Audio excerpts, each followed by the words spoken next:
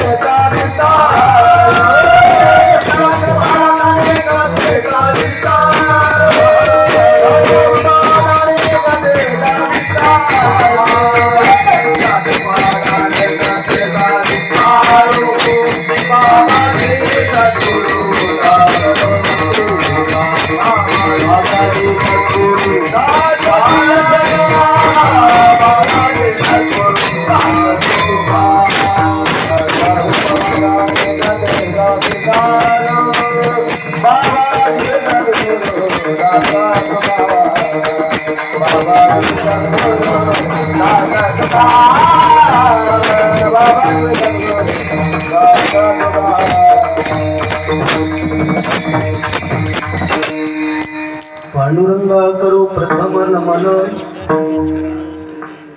पांडुरंगा करू प्रथम नमन दुसरे चरण संतांची त्यांच्या कृपादाने कथेचा विस्तारो बाबाजी सद्गुरु दास तुका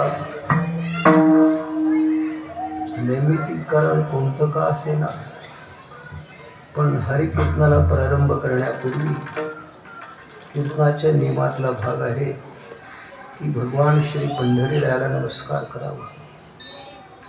त्या नमस्काराच्या पाठीमागे अनेक कारणं आहेत, परंतु श्री पंढरयाला नमस्कार करण्याची ही परंपरा आहे. त्यामुळे आपण सर्वजण गाते, श्रोते आणि पाहते, चतुर्विनोदी दुष्यते, सोहम भावी पूर्ण ज्ञाते, या सकळा ते विनवणी. आपण सर्वांनी म्हणून भगवान श्री पंढरयाच्या चरणावर अनंत अनंत कोटी कोटी साष्टांग दंडवत घालो. विठाला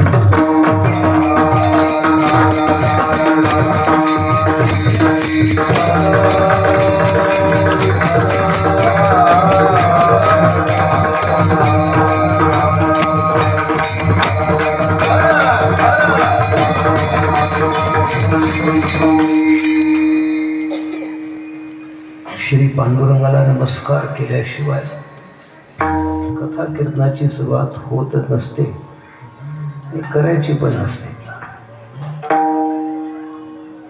त्या सगळ्या कारणांचा जरी विचार करता नाही आला तरी परंतु एक कारण निश्चितच विचारार्थ घ्यायला लागतं. ते असं आहे की आपण जेव्हा हरिकथा करतो, कीर्तन करतो, कलियुगातलं हे सर्वश्रेष्ठ सर्वोत्तम साधन आहे आणि त्यामुळे अशा सर्वश्रेष्ठ साधनाचा प्रारंभ आहे तो भगवान परमात्म्याच्या नमस्कारातून होतो. याचं कारण आहे की त्याच्या नमस्कारातच कीर्तन श्रवणाच्या योग्यतेचा विचार आहे. आपल्या अंतःकरणामध्ये ते संसारातले दोष आहेत आणि ते दोष आपणाला कीर्तनाचा परिणाम होऊ देत नाहीत. त्या कीर्तनाचा परिणाम आपल्या अंतःकरणावरती व्हायचा असेल तर प्रथम त्याच्यातले दोष कमी झाले पाहिजे. जसं की आपण पाहतो काही माणसांना त्याचं प्रारब्ध कर्म म्हणून का म्हणेन आपण शुगर सारखा आजार असतो आणि त्याची शुगर काय 400-500 अशा प्रकारच्या आटोक्याच्या बाहेर जाते. तेव्हा त्याला डॉक्टर म्हणतात की तुम्हाला एक इन्शुरन्स घ्यावं लागेल तरच. आणि ते इन्शुरन्सचा परिणाम असा आहे की ते घेतल्याबरोबर त्याची शुगर आटोक्यात येते. तसं संसारातले दोष एवढे त्या अंतःकरणामध्ये व्यापलेले आहेत ना, श्री पंढरयाला नमस्कार केल्याबरोबर ते दोष आटोक्यात येतात. आणि ते दोष जर अशा प्रकारे आपल्या नियंत्रणात आले तरच कथा कीर्तन करावेत, अन्यथा त्याचा काही परिणाम होण्याची शक्यता नसते, असा नियम आहे. तेव्हा अशा प्रकारे आपण ही कीर्तनाची किंवा श्रवणाची योग्यता प्राप्त व्हावी यासाठी श्री महाराज म्हणतात की नाही, श्रवणाची वाट चोखाळली शुद्ध. अशी श्रवणाची वाट तयार व्हावी लागते त्या कीर्तनाच्यासाठी. बाकीच्या संसारातल्या गोष्टी ऐकण्यासाठी कसली तयारी लागत नाही, पण संसारातल्या गोष्टी ऐकण्याकरता आहे ते अंतःकरण बरोबर असा अर्थ आहे. तेवढे दोष चांगले असतील तर संसार चांगला होतो. विठ्ठल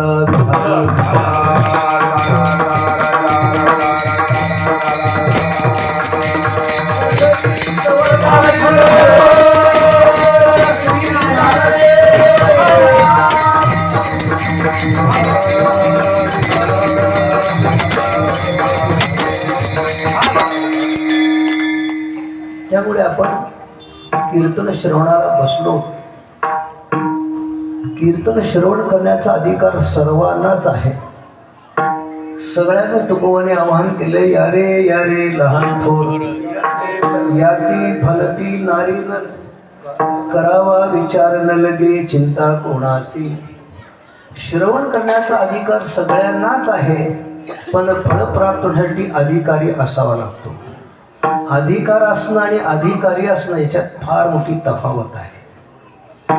निश्चित कीर्तनाचं फल प्राप्त होण्याची योग्यता असते म्हणजे अधिकारी, आणि प्रत्येकच मनुष्याला कीर्तन ऐकण्याची मुभा आहे, त्यामुळे अधिकार सर्वांना आहे असं. पण कीर्तन हे अशा अनेक फलांनी समृद्ध अशा प्रकारचं आहे आपल्याला कीर्तनाच्या माध्यमातून कोणतं ना कोणतं तरी एक फळ मिळालंच पाहिजे आणि मिळावं असा अर्थ आहे. पण असं फल प्राप्त होण्याच्यासाठी थोडी अंतकरणाची तयारी व्हावी लागते आणि ती तयारी होण्यामध्ये सर्वात मोठं महत्त्वाचा उपाय म्हणून भगवान श्री पंढऱ्याच्या नमस्कारात सामावलेला आहे. तो असा श्री पांडुरंगाला नमस्कार केला त्यानंतर संतांनाही नमस्कार करायला लागतो. त्यामध्ये संत श्रेष्ठ भगवान श्री ज्ञानेश्वर महाराज, जगद्गुरु श्रीमंत श्री तुकाराम महाराज या उभय महासाधूंच्या चरणावरही अनंत अनंत कोटी कोटी साष्टांग दंडवत घालले. श्रोत्रिय ब्रह्मनिष्ठ वैकुंठवासी गुरुवरे श्री शंकर महाराज कंधारकर व श्रोत्रिय ब्रह्मनिष्ठ गुरुवरे श्री विद्यानंद स्वामीजी महाराज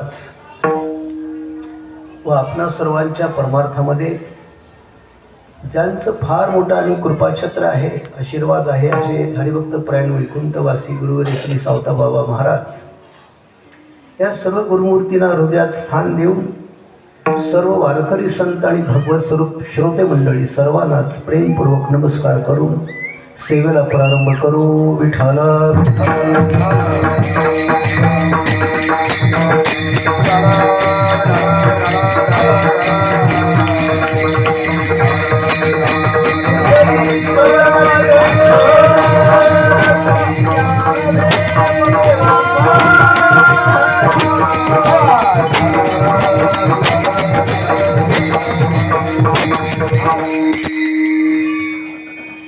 खरं तर वास्तविक पाहता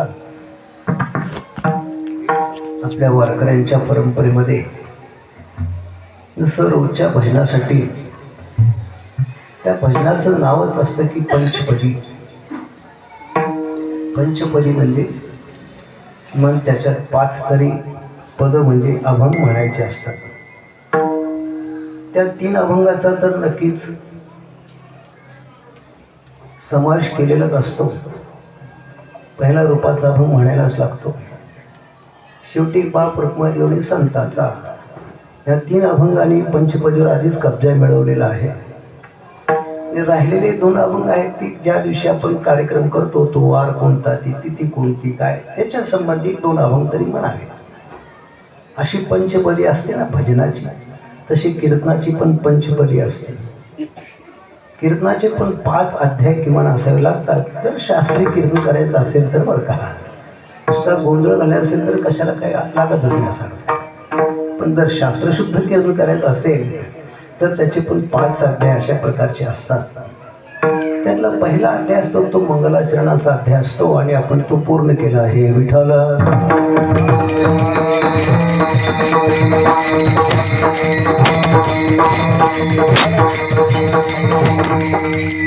अगदी थोडक्या वेळेत जरी ती बसवायचं म्हटलं तरी एखादा अध्याय काढून चालत नाही. मंगलाचरणाचा एक अध्याय असावा आणि त्यानंतर दुसरा आहे तो उपोद्घात नावाचा अध्याय असा लागतो. अभंगामध्ये प्रवेश करण्याच्या पूर्वी त्याचा उपोद्घात करता आला पाहिजे. आणि आजही आपण कीर्तनाच्या मुख्य अभंगात प्रवेश करण्यापूर्वी त्याचा एक उपोद्घात म्हणून काही चिंतन करू शकतो, करावं. त्यामध्ये पहिल्यांदा कीर्तनाचं कारण काय आहे, म्हणजे निमित्त कोणत्या निमित्ताने कीर्तन आपण उभा केलेला आहे. 3 दिवसाचा उत्सव आपण करतो. ते आमचे सन्मित्र असलेले हरिभक्त परायण दत्ताबुवा शिंदे महाराज यांचा अमृत महोत्सव आपण साजरा करण्याच्या उद्देशाने कीर्तन उभा केलेला आहे. आणि दुसरा आहे या मध्यवर्तीचे अध्यक्ष म्हणून बऱ्याच वर्षापासून वारकऱ्यांना अतिशय मोठी मोलाची मदत असते त्यातले सपाटे साहेब, त्यांचा अमृत महोत्सव होण्याच्या आधीचा उपांत्य उत्सव आहे असा अर्थ आहे. पुढल्या वर्षी त्यांचा अमृत महोत्सव होईल, हा उपांत्य आहे. असं निमित्त कारण हे आहे. पण त्या निमित्ताने असे बरेच काही विचार उत्पन्न होतात ते यासाठी की आपल्याकडे अशा प्रकारचा अमृत महोत्सव करण्याची जी पद्धत आहे तो करता येतो का, हा पहिला प्रश्न आहे. कोणाचा अमृत महोत्सव होऊ शकतो, कोणाचा म्हणजे काय, हे जे 75 वर्ष आहे ते शरीराचं आहे का लिंग शरीराचं आहे का आत्म्याचं आहे? ज्याचे 75 वर्ष असतात त्याचा अमृत महोत्सव करायची पद्धत आहे. म्हणजे 75 वर्ष कोणाला झाली? शरीराला झालेली आहे. आणि शरीराचा तुम्ही कुठला जरी उत्सव केला, अगदी अमृत महोत्सव केला तरी सुद्धा त्याचं अमृत होण्याची शक्यता फार कमीच आहे. कारण त्याचं नावच आहे मृत शरीर असं अर्थ आहे. मृत होणार आहे. लिंग शरीराचा अमृत महोत्सव होतच नाही, कारण तो कधीच नष्ट होत नाही. जोपर्यंत ब्रह्मज्ञान प्राप्त होत नाही तोपर्यंत लिंग शरीर नाश पावत नाही. आणि अमृतत्व असलेल्या आत्म्याचा अमृत महोत्सव करायची गरज काय? तो नित्यच अमृत स्वरूप अशा प्रकारचा आहे. म्हणजे आपण या ठिकाणी जो अमृत महोत्सव साजरा करतो आहोत तो स्थूल शरीराचा आहे. पण स्थूल शरीराचा अमृत महोत्सव करण्याचं काय कारण आहे? आता सगळ्याच लोकांच्या मध्ये अशा प्रकारची प्रथा पडली म्हणा, की त्यांची आवड आहे म्हणा, किंवा त्यांना असं वाटतं की आपला उत्सव साजरा झाला पाहिजे. पण खऱ्या अर्थाने विचार केला तर त्याचा अमृत महोत्सव करता येतो की ज्याने आपल्या आयुष्यामध्ये अमृत तत्वाची प्राप्ती करून घेतलेली आहे, त्याचा अमृत महोत्सव करता येतो. बाकी कोणांच्यावर टीका टिप्पणी करायची आपल्याला काहीही गरज नाही. पण आपले सन्मित्र आहेत आपल्या मंडळामध्ये खूप मोठं, आणि त्यांचं कथा कीर्तन नाम सप्ताह म्हणा, वारी म्हणा, याच्यामध्ये पूर्ण अशा प्रकारचा सहयोग आहे. बाबांच्या अनुग्रहातून त्यांना मिळालेला परमार्थाचा वारसा आहे, परमार्थाची वाटचाल आहे. ती इतक्या वर्षाची चालत आलेली आहेत. आणि म्हणून एक अर्थाने अमृतत्व असलेल्या परमार्थाच्या प्राप्तीकरता शरीराचा उपयोग झाला गेल्यामुळे तो अमृत महोत्सव होतो. हे त्याचं कारण अशा प्रकारचं आहे. आणि त्याकरता आपण श्री तुकोबाचा अभंग जो निवडला आहे, त्या निमित्ताने आपण एक फार मोठ्या अमृत स्वरूपाची चिंतन करणार आहोत. एक अर्थाने आपला 75वा वाढदिवस साजरा करतो, एक अभिष्ट चिंतन करण्याच्या हेतूने आपण करतो. खरं तर वास्तविक पाहता अलीकडच्या काळामध्ये एवढं आयुष्य लाभणं थोडंसं कठीण झालं लोकांना. पण प्राप्त झालं असलं तरी त्यांना अजून उर्वरित जे आयुष्य आहे त्याच्याविषयी शुभेच्छा देण्याकरता, अभिष्ट चिंतन करण्याकरता अशा प्रकारचा उत्सव करायचा असतो. आणि त्यांचा शतक महोत्सव पण साजरा करायचा योग यावा अशी पंढऱ्याला विनंती आपण करून आजच्या कार्यक्रमाला प्रारंभ करू. पण त्या निमित्ताने आपण एक फार मोठा तुकोबांचा विचार ऐकणार आहोत. आणि त्या विचारातून आपणाला एक अर्थाने आपल्या पारमार्थिक जीवनाचं किंवा आपल्या मिळालेल्या जन्माचं, आपल्या मिळालेल्या आयुष्याचं सोनं कशाने होणार आहे याचं चिंतन सांगणारा अभंग आहे. विठ्ठल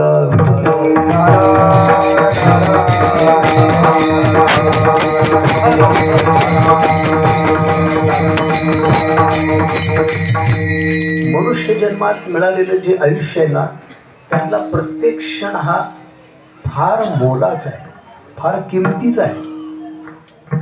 ज्ञानोबा एवढीच म्हणत नाहीत की रिकामा अर्धघडी मिळालेल्या आयुष्यातला अर्धा क्षण सुद्धा वाया घालवू नये असं ज्ञानोबांचं सांगणं आहे आपल्याला.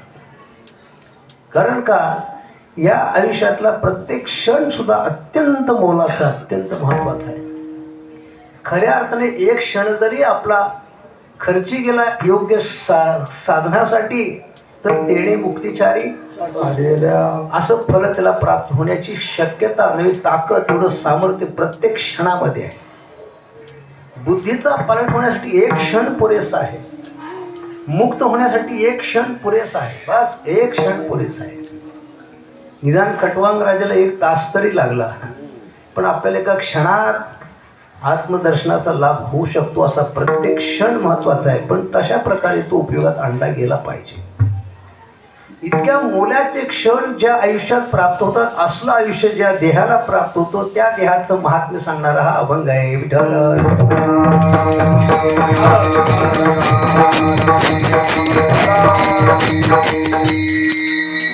तिसरे द्वितीय अध्याय समाप्त. तिसऱ्या अध्यायाकडे प्रवेश करू आपण.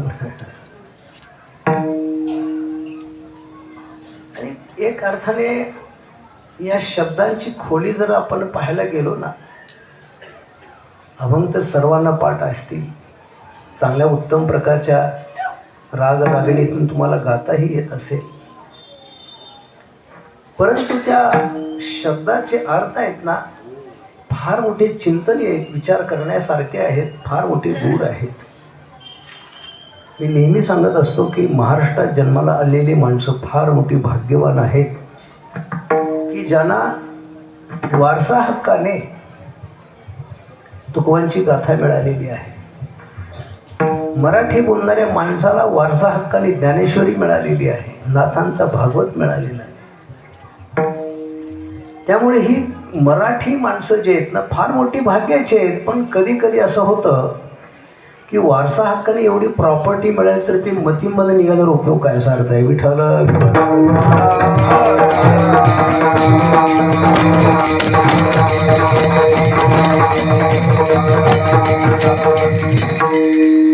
यासाठी संतांना पण असं होतं की काय करू बहुवाटे तळमळ, आंधळी सकळ बहिर्मुख, असे बहिर्मुख माणसं आहेत. त्यांना आपल्या वाडवडिलांच्याकडून मिळालेला वारसा याचं ज्ञानच नाही.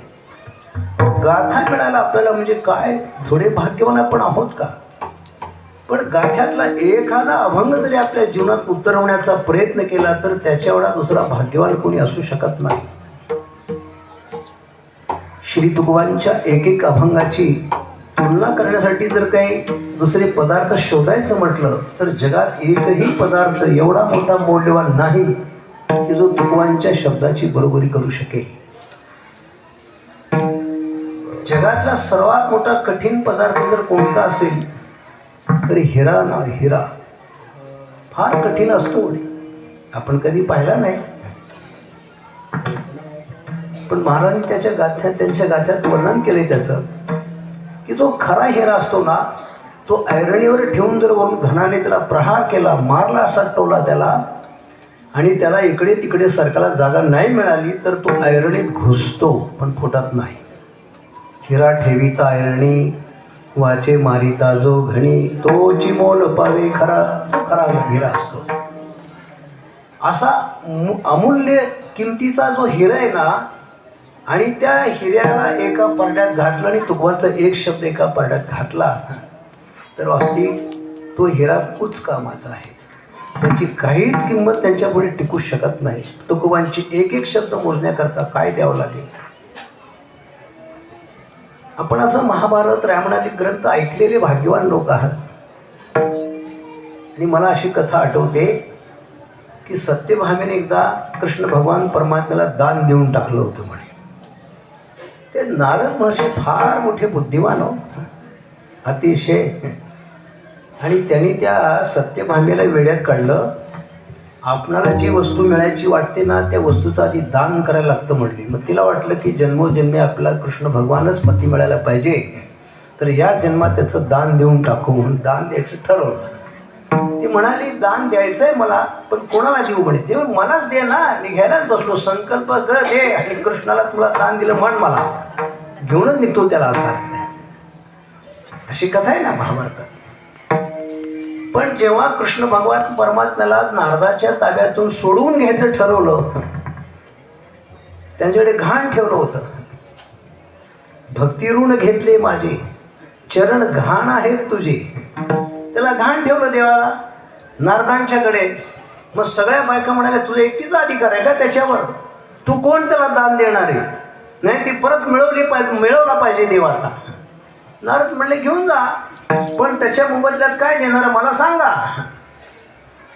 मग या म्हणाल्या बायका काय तुला वाटेल तेवढं सोनं आणवतील, द्या, त्याच्या वजना एवढं द्या. देवाला बसवलं एका परड्यामध्ये आणि त्याला त्याच्या वजनाचं सोनं सगळ्या बायकांनी मिळून एका परड्यात टाकायचं ठरवलं. किती जरी मोठा त्या सोनं अलंकाराचा ढीग लागला तर देवाचं पारडं जरा सुद्धा हल्लंच नाही, जरा सुद्धा हल्लं नाही. हे एवढ्यासाठी सांगतो मी की जसं देवाची किंमत करताना, देवाचं मूल्य करताना जगातलं सगळंच्या सगळं ऐश्वर एका परड्यात टाकलं तरी देवाचं मूल्य होत नाही, त्याप्रमाणे तुकोबांच्या एका शब्दाचं मूल्य होऊ शकत नाही. पण त्याच्यासाठी पारखी असावा लागतो. तुका म्हणे हिरा मुडा पारखी या गारा. पारखी लोकाला हिऱ्याची किंमत कळते, मूर्खाला गारगोटीच वाटते असं. सो तुकोबांच्या अभंगाची किंमत नाही कळत माणसांना, कळतच नाही. तुकोबांचा अवतार झाला आणि तुकोबांच्या मुखातून गाथा प्रगटला. जन्मलेला नाही, जन्मला असता तर तोही मेला असता.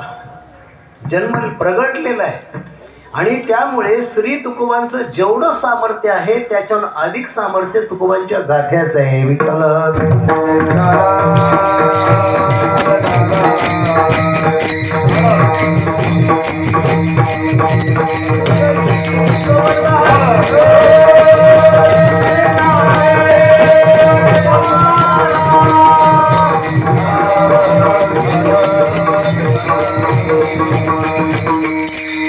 तुकोबांच्या शब्दांची किंमत कळण्याकरता ते शब्द पाठ केले म्हणजे कळत नसते. त्याच्यावर उत्तम प्रकारच्या चाली लावून त्याचं अर्चन पूजा अर्चन केलं तरी पण त्याची किंमत कळत नसते. त्याची अनेक पारणं केली तरी त्याची किंमत कळत नसते. थोडाफार त्या अभंगाचा किंवा त्या शब्दांचा काही महात्म्य काही विचार करायचा ठरवला तर त्यासाठी अगोदर आपल्याला अनेक शास्त्रांचा अभ्यास करायला लागतो. स्वतः महाराजांचं म्हणणं आहे की पाहून या ग्रंथ, आधी असे ग्रंथ पाहिले पाहिजे आणि त्या ग्रंथांच्या अभ्यासाने जेव्हा आपल्याला थोडीशी दृष्टी प्राप्त होईल तर थोडेफार अभंग कळण्याची शक्यता आहे. अगदी सगळ्या उपनिषदांचा अभ्यास केला आपण, वेदांचा अभ्यास केला आपण, तरी सुद्धा तेवढ्या प्रकारची पारंगता श्रोत्रियता प्राप्त झाली तरी तुकोबांच्या एका शब्दाचा अर्थ कळणं महाकठीण आहे. विठ्ठल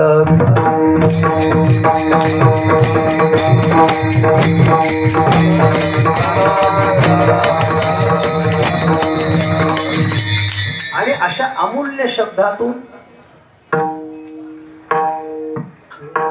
काही चिंतन सांगतात तुकोबर आहे. त्याकरता काही उपमाच द्यायला सापडत नाही. काय सांगायचं, काय कशाची उपमा द्यायची असा अर्थ आहे. तसं आपण पाहतो की त्या रणभूमीच्या ठिकाणी तो अर्जुन आहे. युद्धाला सुरुवात होण्याच्या अगोदरच युद्ध करणार नाही अशा भूमिकेने धनुष्य टाकून दिलं खाली त्याने. तेव्हा त्या अर्जुनाच्या मनातला भ्रम काढण्याकरता शब्द कोणाचे पाहिजे? ज्यांच्याकडून आपण उपदेश घेत असतो ना त्यांच्या शब्दाचा परिणाम होतो ना ते थोर पुरुष असावे लागतात. काहीतरी आपण ते शब्द आपल्या ऐकिवातच आहे, ते शब्द आपल्याला पाठच असतील परंतु त्याचा परिणाम होत नसतो. कारण ज्यांच्या द्वारा ते शब्द आपल्यावरती आणि उपचार केला पाहिजे किंवा त्याचा उपदेश केला पाहिजे त्या निरूपण करणाऱ्या शब्दाचा अर्थ सांगणाऱ्या लोकांचा तेवढा मोठा अधिकार असावा लागतो, तर त्याचा परिणाम होत असतो. त्यामुळे श्री तुकोबांच्या सारख्या तुकोबांच्या शब्दातून जो विषय सांगितलाय तुकोबांनी याचा अर्थ विषयाचं महात्म्य एवढं आहे की ते महात्म्य सांगण्याकरता तुकोबांचे शब्द असतात. दुसऱ्याच्या शब्दाने ते महात्म्य सांगायला गेलो आपण तर ते कळणारच नाही आपल्याला, त्याची गंभीरता समजणार नाही. म्हणून तुकोबांनी फार मोठा विषय आपल्या पुढे मांडला की तुम्हाला मला जे शरीर प्राप्त झालेलं आहे त्याला ब्रह्मदेवाने जे नामकरण केले त्याला मनुष्य देह असं नामकरण केलंय. ही सगळी नावं ब्रह्मदेवाने दिली. बरं त्याला मनुष्य म्हणावं, गाढवासारखा वागत असला तरी त्याला मनुष्य म्हणावं.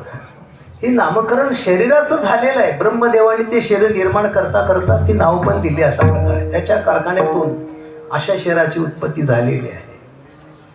तेव्हा या देहाचं महात्म्य सांगण्याकरता तुकोबांनी शब्द वापरलेले आहेत. एवढा मोठा महापुरुष आणि एवढ्या मोठ्या अतुल्य अमूल्य अशा शब्दांचा उपयोग करतो त्या अर्थी तो विषय पण अत्यंत महत्वाचा असला पाहिजे. म्हणजे तुम्हाला मला मिळालेलं शरीर आहे, या शरीराची योग्यता काय आहे हे सांगण्याकरता महाराजांनी अभंग रचना केली. आपल्याला मिळालेलं आहे पण ते अजिबात कळालेलं नाही, त्याची किंमत कळाली नाही. याच्याहून काय काम करून घ्यायचं हे कळलेलं नाही. आणि म्हणून तुकोबांना हे खास सांगण्याकरता जन्म घ्यावा लागला, अवतार घ्यावा लागला की बाबांनो, ज्यांना ज्यांना मनुष्य जन्म मिळालेला आहे ते तुम्ही फार भाग्यवान आहात. का भाग्यवान आहात त्याचं कारण सांगितलं तुकोबांनी. या देहाचं महत्त्व ज्याला देह मिळाला त्याला कळतं असं नाही, आणि ज्यांना मिळाला नाही अशा पशुपक्ष्याचं अजिबात कळत नाही. तर ज्यांना पूर्वी मिळाला होता, मिळाला तेव्हा कळला नव्हता आणि आत्ता त्यांना कळला आहे. असे कोण आहेत की ज्यांना पूर्वी मनुष्य देह मिळाला होता त्यावेळेला त्यांनी 100 यज्ञ केले, स्वर्गाची प्राप्ती करून घेतली, फार मोठ्या ऐश्वर्यामध्ये ते राहतात. पण मात्र या देहाचा उपयोग कोणत्याही प्रकारचे भोग भोगण्याकरता नसून तो मोक्षाकरता आहे त्यावेळेला त्यांना कळलं नाही. आणि आज त्यांना कळलं पण त्यांच्या हातातून ते सुटले, आता त्याचा उपयोग नाही त्यांना. आता जेव्हा मनुष्य देह मिळाला होता तेव्हा कळलं नाही. आणि म्हणून श्री तुकोबर म्हणतात की हे फार मोठे देव आहे, ते स्वर्गात राहणारे अमर लोक आहेत. त्यांचा ऐश्वर्याचा काय विचार करता. त्यातल्या सगळ्याच लोकांना विमानच प्राप्त आहे, तो सगळे विमानातून फिरतात असा आहे की सगळे विमानातून फिरतात. त्यांना तिथे गेल्याबरोबर त्यांच्या शासनाकडून ते विमान मंजूर होत असतं. ते सगळ्याला गेल्या विमान मिळतं. आणि एका विमानात 4-4, 5-5 जण फिरत नाही, सगळ्याला स्वतंत्र विमान, त्याला पायलट लागत नाही, काय लागत नाही, अशी विमानं त्या लोकांना प्राप्त आहेत. ती विमानं आणि ती माणसं देव लोक फिरतात आपल्या अवतीभोवती, पण कळतच नाही आपल्याला काय त्यांची विमान आहेत, कसं माहीत असा अर्थ आहे. कदाचित आपल्या कीर्तनासोबत आलेले आहेत, तुम्हाला दिसत नसले तरी मला दिसतात, त्याचा आहे. म्हणजे शास्त्रकाराचं म्हणणं आहे की अशा काही कथा कीर्तनामध्ये गंधर्वांचं येणं असतं. ते स्वर्गाचे गंधर्व आहेत, येतच असतात ते, पण मात्र त्यांची वायुरूप शरीर असल्यामुळे ते आपल्याला दिसत नाहीत. अशी शरीरे त्यांना प्राप्त आहेत आणि त्यांना अन्न जे आहे ते अमृत आहे. कुठेतरी 4 थेंब पडले होते तर 60 कोटी लोक दर्शनाला आंघोळीला गेली, आता सांगताय. हा महापर्व काळ आपल्या निदान ऐकण्यात तरी, पाहण्यात, टीव्हीवरून तरी पाहण्यात आला, हे एवढं तर मोठं भाग्य आहे. कारण मागे 144 वर्षापूर्वी झाला तेव्हा बहुतेक आपल्यातले कोणी नसतील, जे होते त्यांनी हात वर करायला हरकत नाही सांगताय. आणि पुढे जेव्हा 144 वर्षांनी येईल तेव्हा यातले कोण कोण राहणार आहेत त्यांनी सुद्धा हात वर करायला हरकत नाही, कोणी राहणार नाही. पण निदान हे आपण ऐकलंय, पाहिले तरी की या भारतवर्षाचा महोत्सव अशा प्रकारचा आहे. सनातन हिंदू धर्माचा हा महोत्सव आहे की 70 कोटी लोक आज स्नान करून आले. 70 कोटी लोक असा महोत्सव झाला. पण का हा महोत्सव झाला तर या स्वर्गाच्या लोकांचं जे रोजचं खाण्याचं अन्न आहे त्याला अमृत असं म्हणतात. आणि अमृत मंथन म्हणजे समुद्र मंथन झालं तेव्हा त्यातला अमृत कलश निघालेला, त्याची काय ओढाओढ झाली, मला पाहिजे तुला पाहिजे, त्याच्यामध्ये काहीतरी 4 थेंब खाली पडले होते.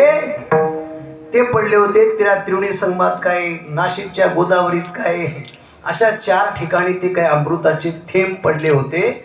आणि म्हणून त्या तिथीला अमृत महोत्सव म्हणून अशा प्रकारचा कुंभमेळा भरतो. हे सनातन हिंदू धर्माचं फार मोठं भाग्य आहे, असा महोत्सव होतो. मग थोडासा विचार आपण करूयात की कधी काळी पुराण काळात पडलेल्या अमृताच्या थेंबासाठी 70 कोटी लोक स्नान करायला गेले, त्या तिथं पडलेले आहेत. ते अमृत त्यांचं रोजचं खाणं आहे, त्यांचा आहार आहे अमृत पिणं. एवढं मोठं ऐश्वर्य स्वर्गातल्या लोकांना प्राप्त आहे. त्यांना फिरायला विमान आहे, खायला अमृत आहे, त्यांची दिव्य शरीर अशा प्रकारची आहे. खूप काय सांगण्यासारखा विषय असला तरी परंतु आपल्याला कीर्तनाच्या वेळेच्या मर्यादितच काय विचार तेवढाच करणं भाग आहे. असो, आपण अनेक सत्पुरुषांच्या मुखातून ऐकलेले की स्वर्गाच्या लोकांचं ऐश्वर्य काय असतं. आपल्याकडे रस्त्याला खड्डे पडले म्हणजे नगरपालिकेकडे आपण अर्ज करतो, बाबा रे जरा डांबरीकरण करून घ्या म्हणतो. त्यांच्या रस्त्याला खड्डे पडताच नाहीत, कारण त्यांनी जे डांबरीकरण करतात ना त्यासाठी जे खडी वापरतात ना ते केवळ चिंतामणीच्या सडका आहेत. तिथे चिंतामणीच्या सडका आहेत, स्वर्गामध्ये. तर चिंतामणी म्हणजे काय? एक लहानसा खडा असतो, पण मात्र तो आपल्याकडे असेल तर भविष्यात कसलीही चिंता राहत नाही, त्याला चिंतामणी म्हणतात. असले पाहायला सुद्धा आपल्याला मिळत नाही चिंतामणी नावाची. तर त्याच्या सडकात बनले, रस्ते बनलेत, रस्ते तरी आपल्याकडे कुठेही अशा प्रकार कल्पवृक्ष दिसतच नाही. नंतर प्रचंड गर्दी आपण केली असती, जाऊन खाली बसलं असतं, काय पाहिजे ते मागितलं असतं, पण कल्पवृक्ष कशाला म्हणून आपण बघितलाच पण नाही आहे. तशा कल्पवृक्षाच्या बागा स्वर्गामध्ये आहेत. कामधेनूची खिल्लार आहे असं खूप वर्णन ज्ञानोबांनी ज्ञानेश्वरीत त्या स्वर्गात लोकांचं केलेलं आहे. मग असं एवढं मोठं ऐश्वर, एवढे मोठे भोग, उत्तम प्रकारची प्राप्ती आहे त्या स्वर्गातल्या देवांना. आणि तसे ते देवलोक एक अर्थाने अतिशय बुद्धिमान आहे, त्यांना सगळ्या प्रकारचं ज्ञान आहे. आणि त्यांना आता कळून चुकलंय की आपण स्वर्गात येऊन फार मोठी चूक केली. आत्ता कळालं त्यांना. का? कारण स्वर्ग प्राप्ती करून घेणं हे मनुष्य शरीराचं प्राप्तव्य नाही. इतका मोठा महत्वाचा हा देह आहे. हे अभंगाच्या पहिल्या चरणात ये लोके ताहा देह, ये लोके ताहा देह, ये लोके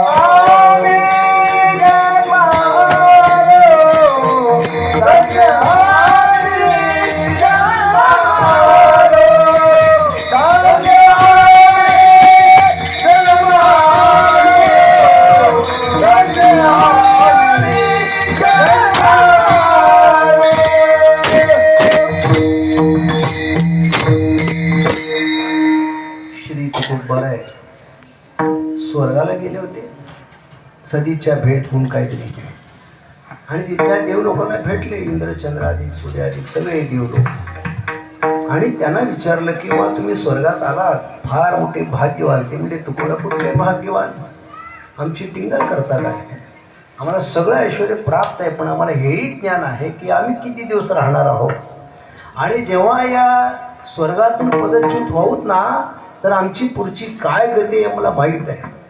तुका म्हणे जाती पुण्यक्षया अधोगती, ते अधोगतीला जातात. जो पुण्याची पावटी सरे, सरेची इंद्रपणाची ओटी उतरे, येऊ लागती माघारे, मृत्यूलोका पुन्हा मृत्यूलोकात येतात महाराज. याचा अर्थ काही काळ मोठं सगळं ऐश्वर भोगतात, पण या देहाचं महात्म्य, या देहाची थोरवी आहे ते भोगण्यासाठी नाही, तर या देहाची थोरवी, या देहाची योग्यता, या देहाची निर्मिती मोक्षासाठी आहे हे त्यांना आत्ता कळलं. आणि म्हणून तुकोबांनी म्हटलं की पहा, त्यांचं म्हणणं काय तुमच्या समोर सांगतो की स्वर्गातले देव लोक म्हणतात इहलोकीचा हा देह, या मृत्यू लोकातला मनुष्य देह पुन्हा एकदा आम्हाला मिळावा असं स्वर्गातल्या देव लोकांना वाटतं. मग आता तुम्हाला मिळाला तर याची किंमत कळायला काय हरकत आहे, याचा पुरावा दिला.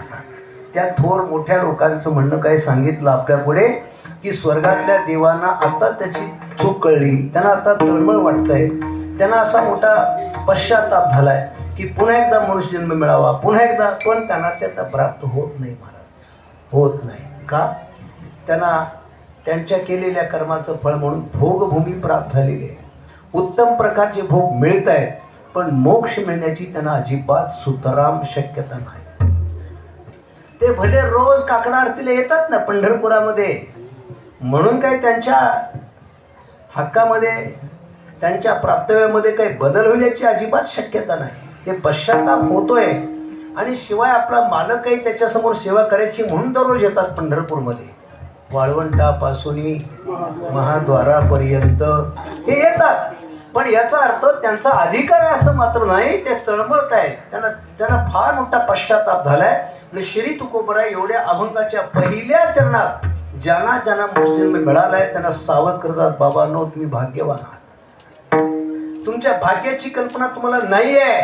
आज स्वर्गातल्या देवाला त्याची कल्पना आलेली आहे, तुम्हाला त्याची कल्पना आली नाही, ती यावी याकरता महाराजांची तळमळ आहे. एवढा एक अभंगाचं पहिलं चरण, एवढे शब्द अत्यंत मोलाचे आहेत, आपल्या दृष्टी देणारे शब्द आहेत, आपल्या देहाची किंमत काय होऊ शकते हे सांगणारे हे शब्द आहेत.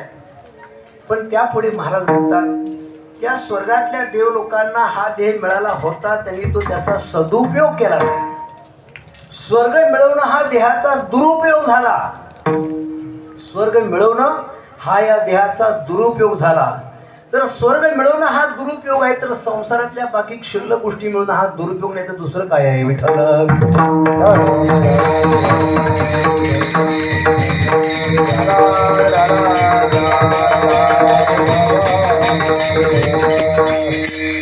जर आपण या मनुष्य देहाचा उपयोग करून व्यापारी झालात, काही सावकार झालात, काही पुढारी झालात, काही श्रीमंत झालात, काही वकील झालात, डॉक्टर झालात, काय झालात, जे व्हायचंय ते व्हा, परंतु जे काही तुम्ही होणार आहेत ना त्या देहाचा दुरुपयोगच तुम्ही केलाय.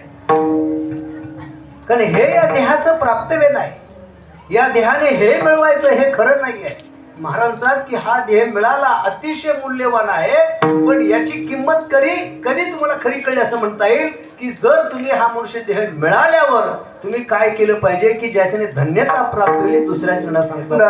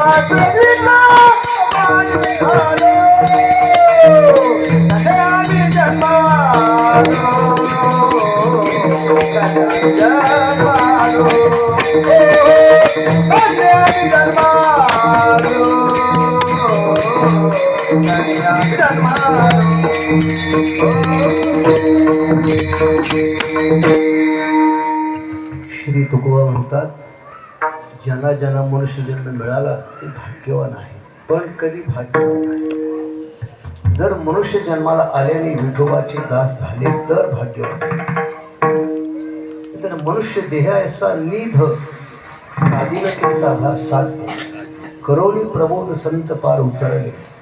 हा अतिशय मौल्यवान देह आहे मनुष्य जन्म, पण याची सार्थकता विठोबाचा दास होण्यामध्ये आहे. आता दास होत नाहीत असं नाही, पण बहुतेक सगळे ग्रहलक्ष्मीचा दास होतात असं विठोबाचा दास क्वचित कोणीतरी होतो.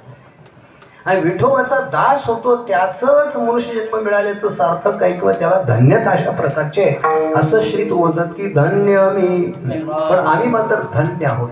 एक पहिली धन्यता मनुष्य जन्म मिळाला आणि दुसरी धन्यता विठोबाचा दास झालो. विठोबा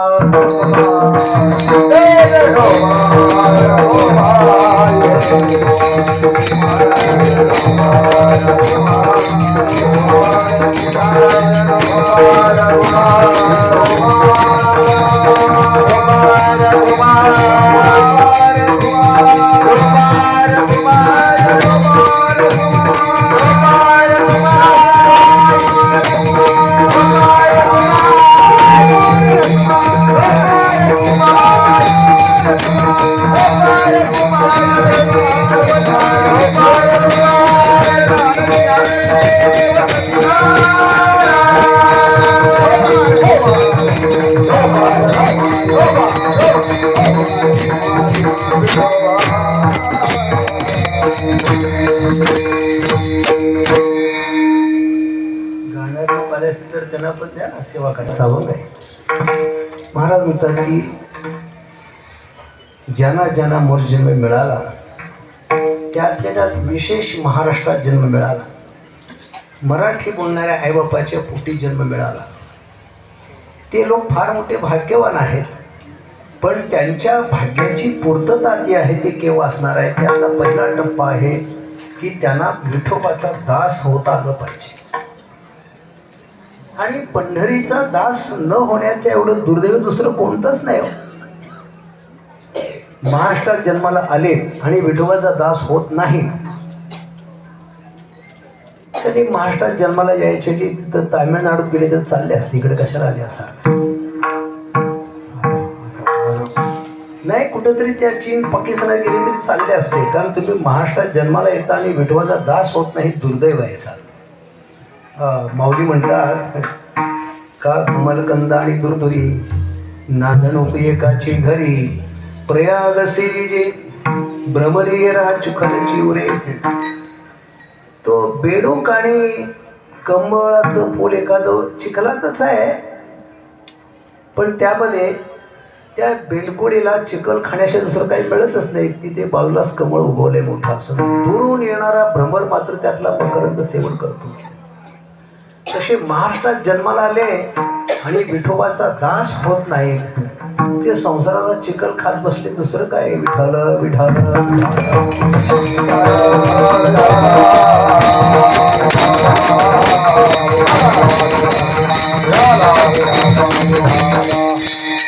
तात्पर्य अशा प्रकारचं आहे की श्री महाराजांचं म्हणणं आहे, हो आपण काय समजले तुकोबांना? तुकोबाने सांगावं आणि आपण ऐकू नये एवढे आपण कोण मोठे झालात? काय आपली योग्यता, काय आपली लायकी की तुकोबांच्या शब्दाकडे आपण दुर्लक्ष करतो?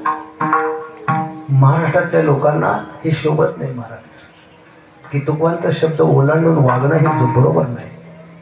तर महाराजांचं म्हणणं असं आहे की तुम्हाला मनुष्यजन्म मिळालेला आहे, तर कोणत्याही परिस्थितीमध्ये होय होय वार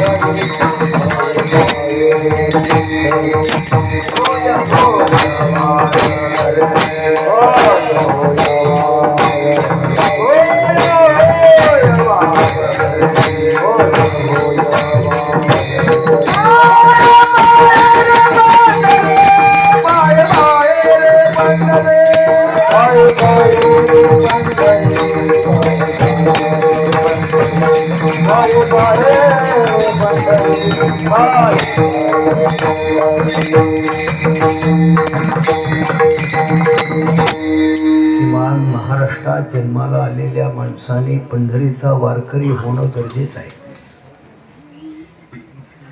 वारकरी न होता आपण डॉक्टर झालात, वकील झालात, इंजिनियर झालात, काही झालात, त्याला काहीच अर्थ नाही. डॉक्टर व्हावं पण वारकरी होऊन मग डॉक्टर व्हावं. इंजिनियर व्हावं पण अगोदर वारकरी व्हावं आणि मग इंजिनियर व्हावं, काय हरकत नाही. पण वारकरी न होता तुम्ही काहीही मिळवलं, कमवलं असेल तर त्याला शून्य किंमत आहे. शून्य किंमत आहे. का म्हणून अशा प्रकारचे इंजिनियर असो, डॉक्टर असो, त्यांचा उपहास करायची माझी इच्छा नाही आहे. त्याला कमी लेखतो अशातला भाग नाही आहे. ते फार मोठे बुद्धिमान आहेत, तेवढा मोठा अभ्यास केला आहे त्यांनी, परंतु आणि सहज उपजतच पशु पक्ष्यांना सुद्धा ते ज्ञान आहे बरं का. उत्तम प्रकारचं घर चिमणी बांधू शकते. तिला कुठल्याही कॉलेजमध्ये जावं लागत नाही, डिग्री घ्यावी लागत नाही, इंजिनियर व्हावं लागत नाही. उत्तम प्रकारचं घर चिमणी सुद्धा बांधते ना. गाय जन्मजात डॉक्टर आहे. डॉक्टर आपल्याला कल्पना नाही. अजूनपर्यंत काही रोगांच्यावरची औषधं निघालीच नाहीत, शोधून निघालीच नाहीत, संशोधन झालंच नाही. पण जगातला असा कोणताच रोग नाही की जो गाईला कळत नाही. फक्त आपल्याला गाईच्या सहवासात राहिलो तर कोणताही रोग बरा होतो हे नक्की आहे. याचं संशोधन झालेलं आहे. याचं कारण आहे की गाईला आपण जर तिच्या गोठ्यात राहायचं राहिलो तर आपल्याला कोणता रोग आहे हे गाईला कळतं. आणि दुसऱ्याशी जेव्हा चरायला जाते ना, त्याबरोबर औषधीच आणि खाऊन येत असते की तिच्या दुधातून, तिच्या पंचगव्यातून तुम्ही तो रोग दूर करू शकता. अशी डॉक्टर जन्मसिद्ध डॉक्टर आहेत गाय. म्हणजे पुष्कळ विचार असू द्या, त्यांना तो जन्मजात प्राप्त आहे. मग मनुष्य जन्माला केलं काय, वेगळं काय केलं, पशु पक्ष्यांच्या पेक्षा वेगळं तुम्ही आम्ही काय केलं. तर मनुष्य जन्म म्हणून वारकरी न झाला तर त्याच्या एवढं मोठं दुर्दैव कोणतं नाही असं. हे माझं अजिबात म्हणणं नाही बा. हे फक्त तुकोबांचा विचार मी सांगतो आणि त्या विचाराचा पायक होऊन मी सांगतो, त्या विचाराने चालणारा होऊन सांगतो. आणि म्हणून श्री तुकोबा म्हणतात की पंढरीचा वारकरी झालाच पाहिजे, झालाच पाहिजे. आग्रह आहे महाराजांचा. म्हणजे काय होईल त्याच्याने असं होईल बाबा की तुका म्हणे जा एक वेळा पंढरी, तयाची घरी यम नये. जर हे बघा जमत असलं तर मग म्हणजे काय की आपल्या घरात कोणी मृत्यू जर पावला तर त्याला न्यायला यम लोकांतले यमदूत येणार नाहीत. आता हे कळणार कसं आम्हाला. कॉन्स्टेबल दारात आलेला दिसतो, फक्त यमदूत आले कसे कळणार आम्हाला. काहीतरी चोरी केली की आता कल्पना नाही आपल्याला. शरीराचं आयुष्य आहे तोपर्यंत मौज मजा आहे, पण जेव्हा कळेल अंतःकाळी, जेव्हा प्रत्यक्ष मृत्यू समोर उभा राहतो तेव्हा मग कळेल की आज जन्मभर आपण कोणाची सेवा केलेली. आता आपल्या न्यायला कोण पाहुणे आलेले आहेत. यमाचा पाहुणा, शांतीदया पाहुणा, हरिकरी, नेमका कोण पाहुणा आपला व्हावा ते आपण जन्म कोणाचा पाहुणचार घेतो त्याच्यावरती अवलंबून आहे. असो. आणि म्हणून त्याचं एवढं मोठं फळ आहे की वारकरी होतो ना त्याच्या घरी यम येऊ शकत नाही, त्याचा अपमृत्यू होऊ शकत नाही, त्याच्या मृत्यूनंतर त्याला अधपतन होतच नाही, त्याला उत्तम गती प्राप्त होते. एवढं मोठं फल मिळणार असेल तर वारकरी व्हायला काय अडचण आहे आपल्याला. आपण वारकरी होऊन काय थोड्या एखाद्या पुढाऱ्याने म्हटलं की आमच्या पक्षाची सदस्यत्व स्वीकारा असं नाही आहे. कोवांचा पक्ष आहे वारकरी, त्याला तुम्ही सदस्य असं म्हणतायत का. असं काय तुम्ही वारकरी झालात न झालात त्यांना काय फरक पडणार आहे. पण त्यांच्या अंतरातली दया आहे, ती करुणा आहे, ती गप्प बसत नाही. म्हणून तुम्ही आम्हाला शिकवतात की वारकरी व्हा. आणि जो वारकरी होतो तो धन्य आहे. पुष्कळ लोकांना वारकरी होण्यामध्ये लाज वाटते. काही लोकांना असं वाटतं की गळ्यात माळ घालणं म्हणजे कुठंतरी मागासलेपणाचं लक्षण असं वाटतं काही लोकांना. सोन्याच्या मोठमोठ्या दागिन्याला गळ्यामध्ये स्थान दिलं आपण, ते वैभव वाटतं आपल्याला. परंतु तुकोबांचं म्हणणं असं आहे की तुळशीवरील सोने हे तो गाढवाचे लेणे असं म्हटलं मला. तुळशी माळ गळ्यात असावी आपल्या. आणि ज्यांनी अशी तुळशी माळा धारण केलेली आहे त्यांना मनुष्य जन्म मिळाला, ते बरं झालं, योग्य झालं, त्याचे सार्थकी लागलेलं आहे.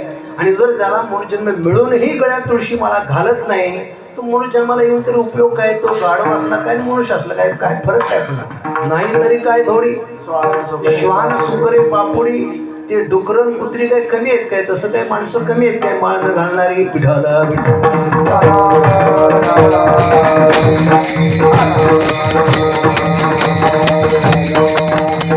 कोणाला दुखवायचं, कोणाला शिळे घालायचं मला अजिबात काही कारण नाही. जे महाराज सांगतात, तळमळी सांगतात की बाबांनो वारकरी व्हा, आणि ज्यांना वारकरी होता आलं त्यांना मनुष्य जन्म मिळाला, हे बरं झालं असं आहे. पण मात्र वारकरी होण्यातून त्यांना जी मिळाली धन्यता आहे ती प्राथमिक धन्यता आहे. प्राथमिक धन्यता आहे म्हणजे काय आहे की त्याची वाटचाल बरोबर झालेली आहे, सुरुवात झालेली आहे, पण त्याचं प्राप्तव्यच त्याला मिळालं असं अजून नाही आहे. तसं आपण म्हणतो की शाळेमध्ये मुलांना घालतो आपण, आणि त्यांच्या सुद्धा शिक्षणाच्या काही श्रेणी आहेत. त्याला प्राथमिक, पुन्हा माध्यमिक, पुन्हा उच्च माध्यमिक असे त्याचे टप्पे आहेत, तसा त्या श्रेणी आहेत त्याच्या. तसं वारकरी होणं हा पहिला टप्पा आहे. ते पहिलं मोठं भाग्य आहे. वारकरी होणे भाग्यच आहे. आता ते सगळं सांगायला आधी भौतिक, आधी दैविक सगळ्या प्रकारची त्याची चिन्ह आहेत किंवा त्याची फलं आहेत ना. ज्याच्या गळ्यामध्ये तुळशी माळ आहे ना, दररोज स्नान करताना त्याच्या अंगावर जे तुळशी माळेतून पडणारं पाणी आहे तर त्याला नित्य गंगा स्नान केल्याचं पुण्य आहे, नित्य कुंभमेळ्यात स्नान केल्याचं पुण्य आहे. आणि आरोग्याच्या दृष्टीने विचार केला तर तुळशीची लाकडं सुद्धा ऑक्सिजन देतात, तो झाड देते आणि त्याची शरीराला आपल्या गरज आहे. असं अशा अर्थाने विचार केला तर श्री तुका म्हणतात की वारकरी व्हा, आणि जे झाले ते भाग्यवान आहेत असा अर्थ आहे. पण त्याची ती प्राथमिक अवस्था आहे. त्या वारकरी होण्याचं मुख्य प्राप्तव्य जे कोणतं आहे ते अभंगाच्या तिसऱ्या चरणात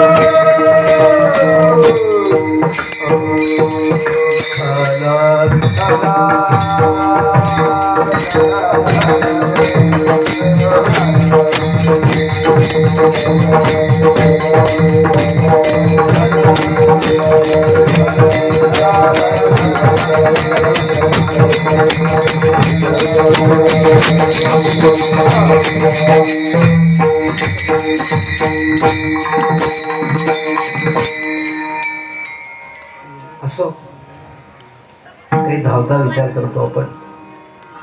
महाराजांचा आग्रह आहे की आपण पंढरीचे वारकरी व्हावेत. तर वारकरी व्हावेत म्हणजे नेमकं काय व्हावं हा एक स्वतंत्र विचार आहे. केवळ गळ्यात तुळशी माळा धारण केली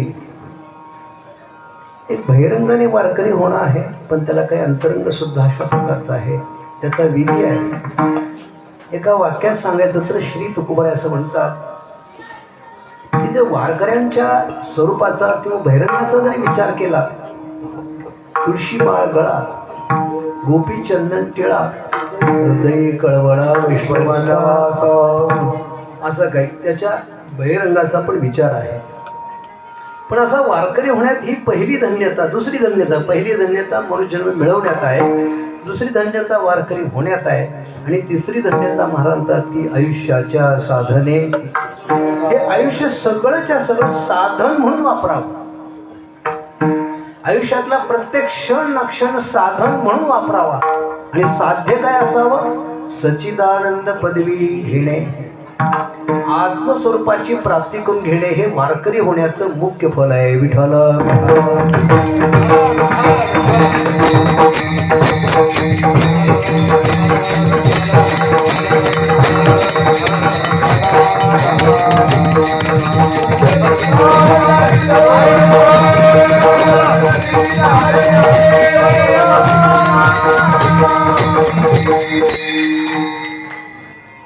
आता जरा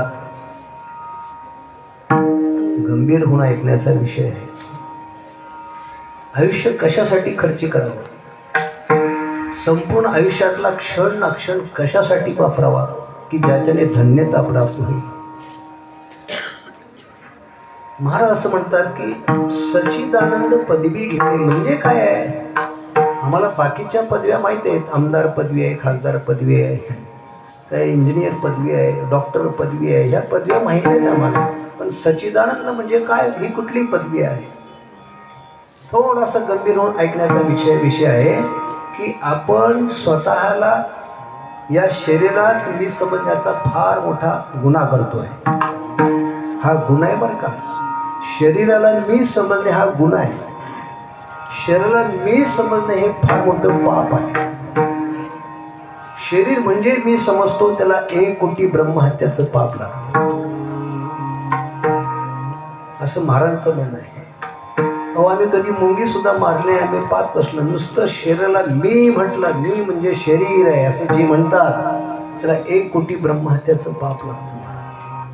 आणि प्रत्येक क्षणाला आपण शरीराला बघूनच मी मी मी करत असतो. या शरीराच्या आतमध्ये एक जीव आहे आणि त्या जीवाचं अधिष्ठान एक शुद्ध चैतन्य आहे. त्याला सच्चिदानंद म्हणतात, त्याला आत्मा म्हणतात, त्याला परमात्मा म्हणतात, त्यालाच राम म्हणतात. तो मी आहे असा निश्चय करणं याला सच्चिदानंद पदवी म्हणतात. अर्थात जे आहे त्यालाच मी आहे असं म्हणायला सांगतात तुकोबा. पण आपला झालेला भ्रम आहे की कित्येक लोक स्थूल शरीराला, या शरीराला मी समजतात. काही लोक शरीर माझं समजतात, काही लोक त्या सूक्ष्म शरीराला मी समजतात, त्याचे धर्म माझे समजतात. पण वास्तवाने विचार केला तर या स्थूल देहाच्या आतमध्ये, लिंग देहाच्या सुद्धा आतमध्ये एक शुद्ध चैतन्य रूप परमात्मा आहे. या उपाधी माझी गुप्त चैतन्य असे सर्वगत ते तत्वज्ञ संत स्वीकारती. तत्वज्ञ संत जाणणारे आहे या शरीरामध्ये असलेला आत्मा आहे किंवा जो शरीर असलेला राम आहे. तैसा हृदयामध्ये मी राम असता सर्व सुखाचा राम. तो आत्मा राम, ते चैतन्य, ते ब्रह्म, ते परमात्मा, ते मी आहे असं जाणणं याला सच्चिदानंद पदवी घेणे म्हणतात. विठ्ठल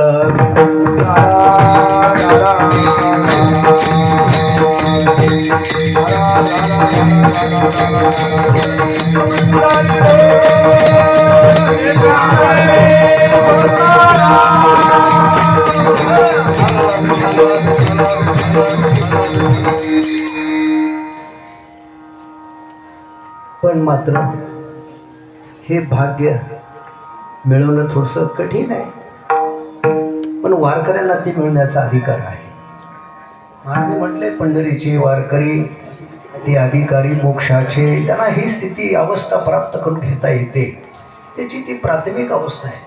पण मात्र संत संगतीत राहिला, संतांच्या विचारात जीवन जगायला लागलो आपण, तर संतांनी सांगितल्याप्रमाणे आपणाला सच्चिदानंद पदवी प्राप्त करून घेता येते. आता प्राप्त करून घ्यायची गोष्टच काय, प्राप्तच आहे. आपण सच्चिदानंद रूपच आहोत, आपण आत्मस्वरूपच आहोत. माऊली एका शब्दात ज्ञानेश्वरी सांगतात, 9000 ओव्याचं सार एक ओवी आहे. श्री भगवान ज्ञानोबा म्हणतात, ओम नमो जी अद्या वेद प्रतिपाद्या जय जय स्वसंवेद्या आत्मरूपा. ते आपल्याच स्वरूपाचं चिंतन सांगणारं मंगलाचरण करतात ज्ञानोबा आहे, तो आत्मरूप आहे, त्याचा जय जयकार केला आहे. तो स्वसंवेद्य आहे, स्वयंप्रकाश आहे, ते आपलं स्वरूप आहे. त्याला जाणणं, त्याच्या अवस्थेत राहणं, त्या अवस्थेत जगणं, यालाच मोक्ष म्हणतात. विठ्ठल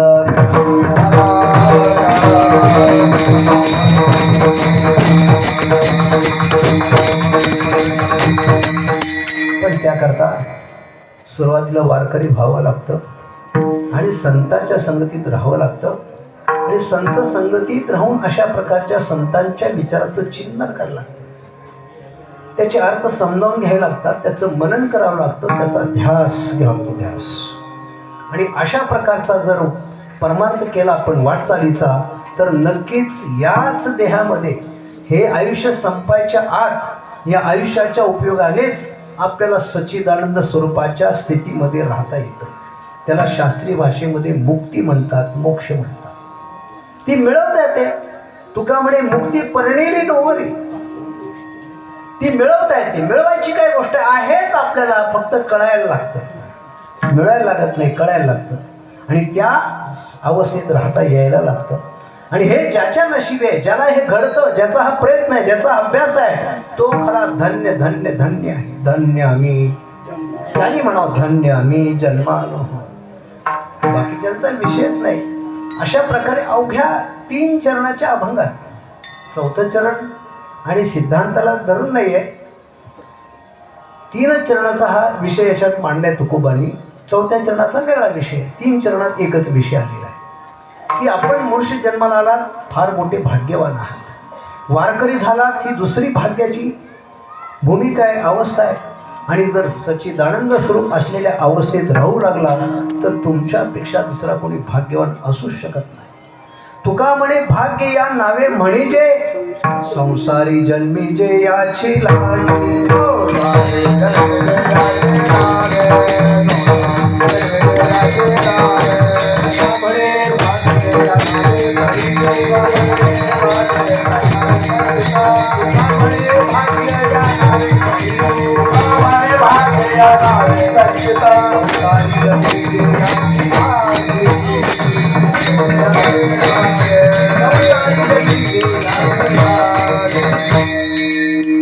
संसारात मनुष्य जन्मात यासाठी जन्माला यायचं असतं, यासाठी देवाने आपला मनुष्यजन्म दिलेला असतो. हे कळतच नाही आपल्याला. हा मनुष्य जन्म तुम्ही मिळवलाय, तुम्ही आम्ही का मिळालाय. मिळवणं आणि मिळणं ह्या 2 गोष्टी वेगळ्या आहेत की नाही असं अर्थ आहे. काही लोकांना खूप रात्रदिवस कष्ट करून पैसा मिळवावा लागतो आणि काही लोकांना आयता मिळतो. बाप दादाचा आहे की नाही, वाडवडिलांचा मिळवलेला पैसा मिळतो, कारण मिळालेला असतो. पण काय नाही, मिळवावं लागतं. तसं मनुष्यजन्म तुम्ही आम्ही मिळवलाय काय मिळालाय, मिळवलाय का. तर मिळवला असेल तर आपण जन्म मिळवण्यासाठी काहीतरी उपाय केलेला असला पाहिजे. असा काय उपाय केलाय का आपण. समान पाप पुणे जोडावं लागतं. ते मिळवलंय का आपण, ते मिळवता येत नाही आपल्याला, त्याची योग्यताच कोणामध्ये असू शकत नाही जीवामध्ये. मग आपल्याला मिळवता येण्यासारखी वस्तूच नाही शरीर, म्हणजे हे मिळालेलं आहे, मिळालेलं आहे, सहज मिळालेलं आहे. आणि काय मिळालं आहे, एक भगवान श्री पंढऱ्याची कृपा आहे म्हणून मिळालेलं आहे. हे मिळालेलं आहे आणि त्यामुळं हे मिळाले कशासाठी मिळालंय त्याला विचारलं पाहिजे. कशासाठी दिलं तू आम्हाला बाबा. महाराज की एवढ्यासाठी दिले, देवे दिला देह पूजना मोठा याच्यासाठी दिलाय, पण आपण कशासाठी वापरता? भलत्याच कारणासाठी आपण वापरता, दुसराच याचा दुरुपयोग आपण करता. तर श्री महाराज म्हणतात की खरंच आहे, मनुष्य जन्मात फार मोठं सामर्थ्य आहे. यातल्या प्रत्येक इंद्रियांच्या मध्ये, याच्यातल्या मनबुद्धीमध्ये फार मोठी क्षमता अशी आहे की आपल्या स्वरूपाला आपण प्राप्त करून घेऊ शकतो, त्या स्वरूप स्थितीमध्ये राहू शकतो. हा मोठा पराक्रम अनेक संतांनी केलाय, म्हणून त्यांची कीर्ती जगात मागे असा अर्थ आहे. जिंकावा संसार येडे नावे तरी शूर, येरती बापुडी किरहंकाराची घोडी. म्हणतात काय या बाकीच्या लोकांच्या जीवनात अर्थच काय आहे? हे अभिमानाच्या मानेवर अभिमान घेऊन जगणारी घोडी आहे अभिमानाची असं म्हणतात. आणि खरा तो आहे की ज्याने अशा प्रकारचा मोठा पराक्रम केलेला आहे आणि आपल्या स्वरूपाला जाणलेला आहे, आपल्या स्वरूप स्थितीमध्ये राहतात, ते मोठे भाग्यवान आहेत. आणि त्यांच्या आणि एक अर्थाने कृतार्थतेचे बोल आहेत की धन्य आम्ही जन्मालो दास विठोबाचे झालो. आणि कदाचित त्यांना सच्चिदानंद स्वरूपाची प्राप्ती होण्याची संधी असताना ती डावलून जर स्वर्गालाच गेले तर त्यांनी फार मोठं स्वतःचं नुकसान करून घेतलंय. आणि म्हणून तुका म्हणतात की आमच्या पुढे सुद्धा स्वर्गाची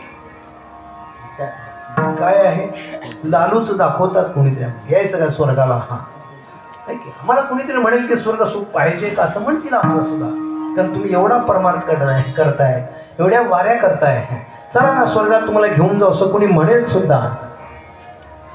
तुका म्हणतात की जर अशा प्रकारची आपल्या पुढे ऑफर आलीच तर स्वर्गाला जाण्याची, तर काय करावं?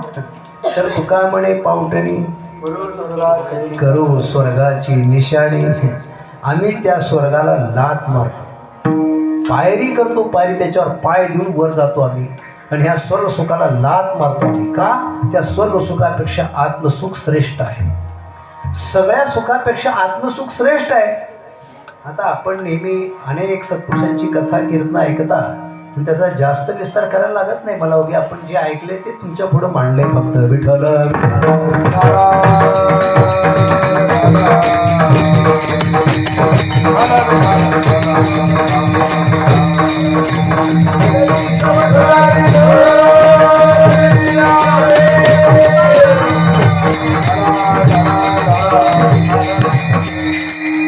पण श्री तुकोंतात त्याप्रमाणे पंढरीचा वारकरी होणं आणि सच्चिदानंद स्वरूप मुक्तीची प्राप्ती होणं हे फार मोठं फळ आहे. पण हे सोडून भलत्याचकडे आपण निघालेले आहोत. नुसतं गावचं सरपंच पद मिळणार आहे म्हणलं तरी मग तो अरे वा फार मोठी प्राप्ती ह्याची बाजू दिसते. असा निवडणुकीलाच उभारतात लोक. चला आज आजमावून बघूया आपण. या पदांच्या मागे लागू नका या पदांच्या मागे, कारण का ती नाशिवंत पद आहे. ब्रह्माधिक पदे दुःखाची शिराणी. याचा अर्थ ती पदं दिसायला मोठी वाटतात, पण तेवढीच मोठी त्याच्या मागे दुःखाची सहज प्राप्ती होते. सहज फार मोठं दुःख आहे. जया अंगी थोरपण तया या तना कठी. फार मोठं दुःख भोगायला लागतं. काय म्हणजे ही पद दुःख देणारे आहेत आणि आत्मपद आहे ते सर्वाधिक सुख देणार आहे किंवा सुख स्वरूप अशा प्रकारचं आहे. आणि म्हणून महाराजांची फार मोठी आपल्याकडून अपेक्षा आहे, तळमळ आहे की आपण मनुष्य जन्मात आले राहत हे ठीक आहे, पण आत्ता मात्र वारकरी व्हा आणि आपल्या स्वरूपात राहा, सच्चिदानंद स्वरूपात राहा. आणि जर समजा आपल्या पुढे काही लहान सहान पदं आलीच चालून तर ती तुच्छ समजा. जर इंद्रपद तुच्छ असेल तर बाकीच्या पदाला काय किंमत द्यायची असं अर्थ आहे. कारण त्या पदाकडे वळूच नका, कारण ती पदं दुःख देणार. जेवढं मोठं पद तेवढं मोठं दुःख. अशा प्रकारचं फार मोठं दुःख आहे. पण लोकांना असा दंभ असतो, मुलीचा अभिमान असतो, मी एवढा मोठा आहे. अरे आत काय जळते त्यालाच माहीत असतं. असं कशासाठी त्याच्या नादी लागतं आपण. मग स्वर्गसुखाला जर तुच्छ मांडले तर बाकीची काय किंमत असणार.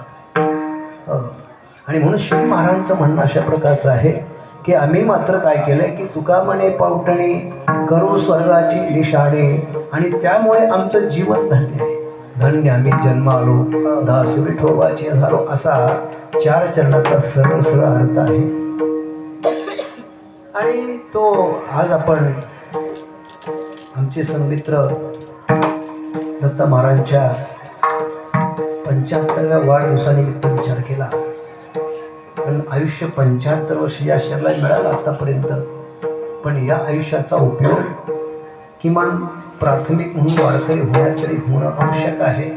आणि जर सच्चिदानंद स्वरूपाच्या स्थितीत राहत आलो तर त्याचं दुसरं कुठलं भाग्य असणार नाही.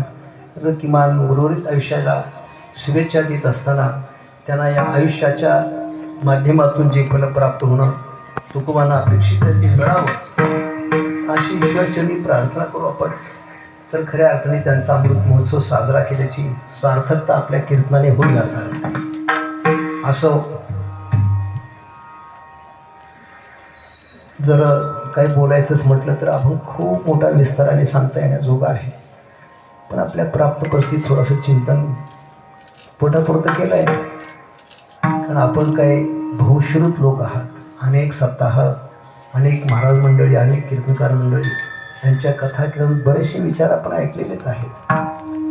त्यामुळे मी काही वेगळा सांगतो अशातला भाग नाही.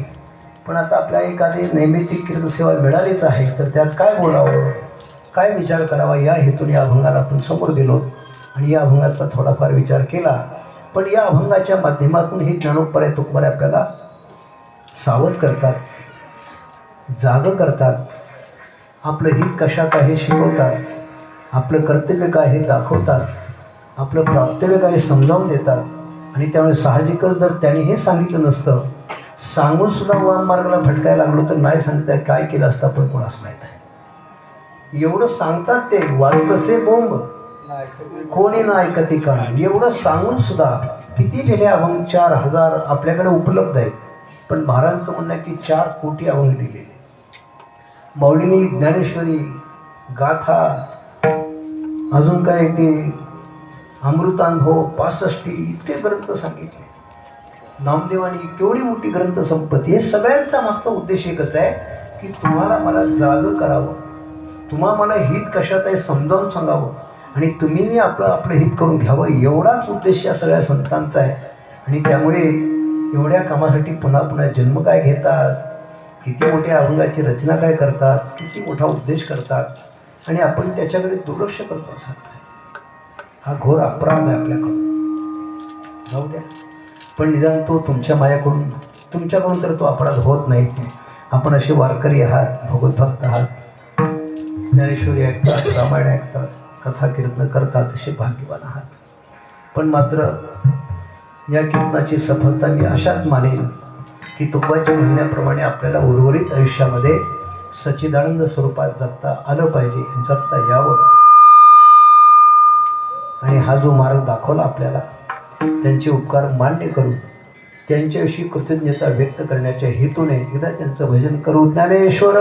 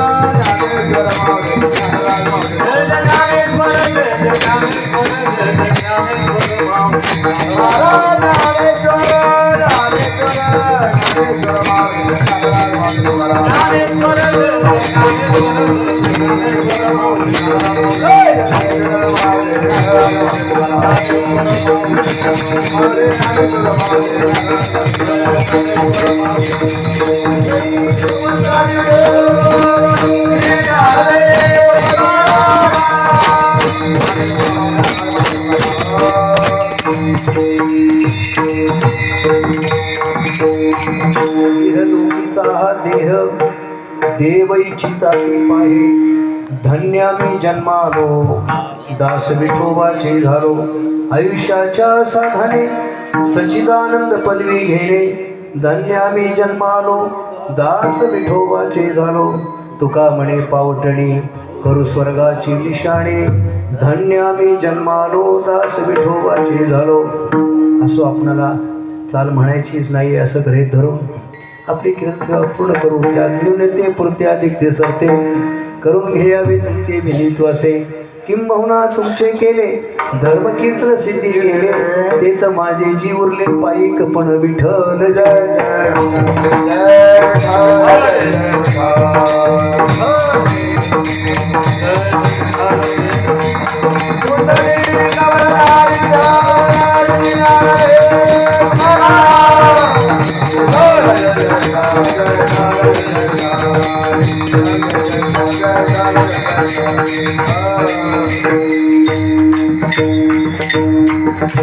बोललेले करो वेगळे वाचले उतरले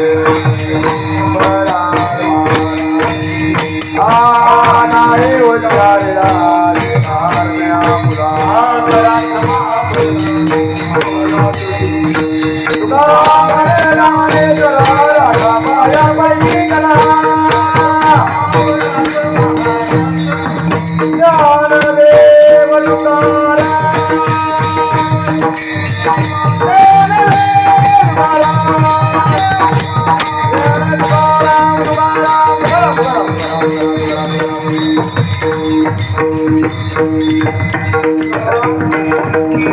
रामकृष्ण